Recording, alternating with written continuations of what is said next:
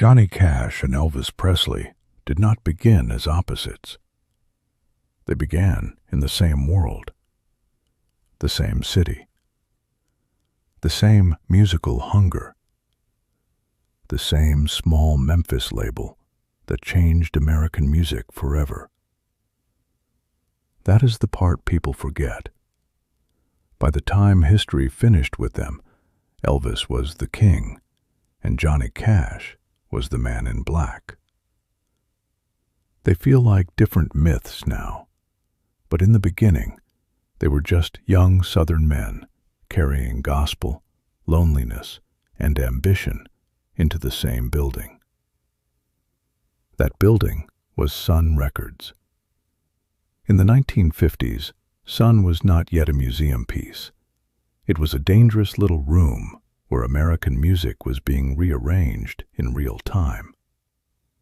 Sam Phillips was pulling sound out of people that the rest of the industry either did not hear or did not trust yet. Elvis got there first. He exploded first. The shock of Elvis Presley was not just musical, it was cultural. He looked different, moved different, sounded different. And almost overnight, he stopped being a local talent and became a national event. Johnny Cash arrived in that same orbit soon after. He was different from Elvis in style, but not in hunger. He had that deep, plain, haunted voice. He had the guitar rhythm. He had the seriousness. And he had something just as important. He had identity. Cash did not need to sound like anybody else. But that did not mean he was untouched by Elvis. Nobody that close to the blast radius of Elvis Presley was untouched by him. Cash watched what happened. The speed, the hysteria, the money, the attention, the way one voice could suddenly become the center of the country. And he understood something very early. Elvis was not just another singer. He was the new scale by which fame would be measured. In 1956 came the moment people now call the Million Dollar Quartet. Elvis, Johnny Cash, Jerry Lee Lewis, Carl Perkins, all in the same room at Sun. It has become one of the most replayed symbolic moments in rock and country history. 4 men at the edge of legend before the legend had fully sealed around them. But even that famous image hides something more interesting. They were not 4 equal futures standing side by side.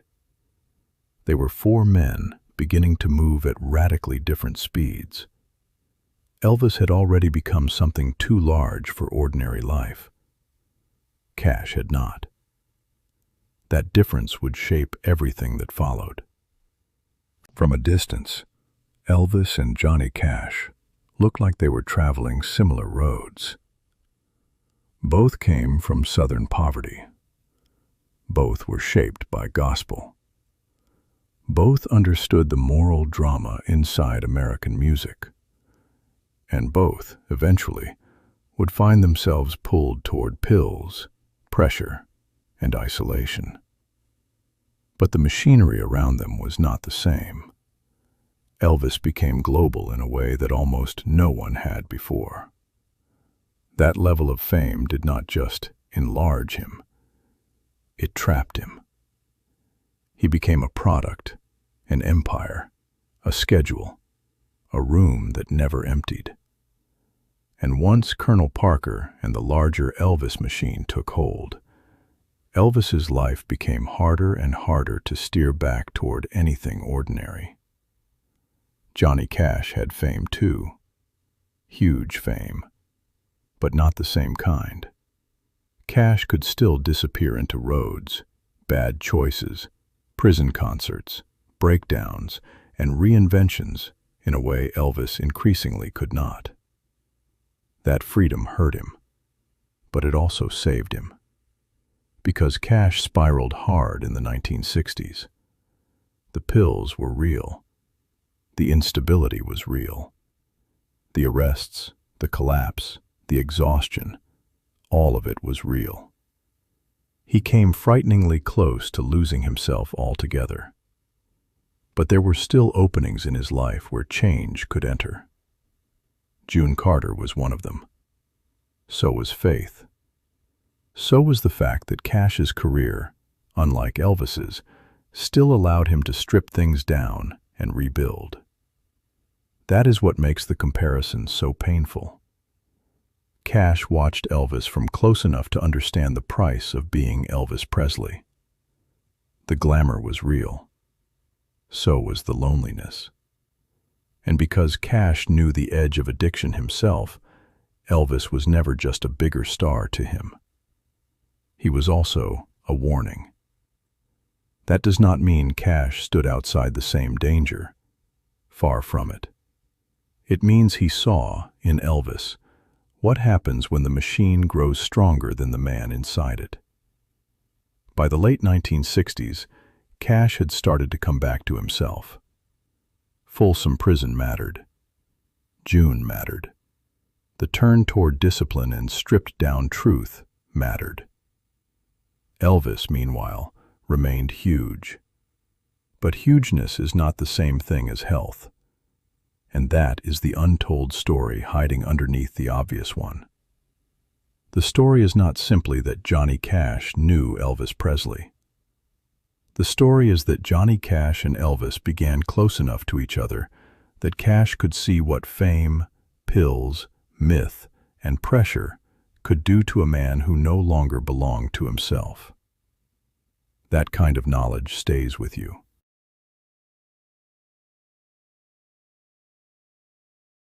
When Elvis died in August of 1977, the public saw the loss of a superstar. Johnny Cash saw something more intimate and more frightening. He saw the end of a road he knew too well. Not the exact same road, but close enough. That is why the story of Johnny Cash and Elvis matters now. Not because they jammed at Sun. Not only because the Million Dollar Quartet photograph exists. Those things are famous. They are not the real emotional center of the story. The real center is this. Two men began in the same musical revolution. Both carried gospel and darkness. Both were transformed by fame. Both were nearly destroyed by what fame asked from them. But only one found enough space, enough help, and enough truth to build a life after the collapse. That does not make Johnny Cash stronger in some simple moral way. It makes his survival more complicated and more human. Cash did not escape because he was pure. He escaped because he had openings Elvis did not have, and because when those openings came, he was still able, somehow, to move through them. He had June. He had second acts. He had the prison records.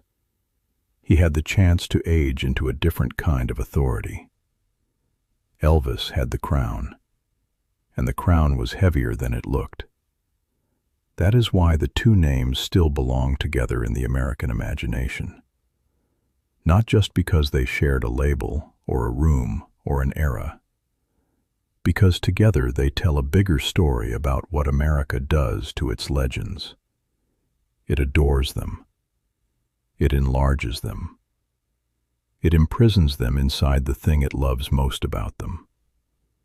And sometimes, if the artist is lucky, disciplined, loved, and stubborn enough, he lives long enough to step outside the trap and tell the truth about it.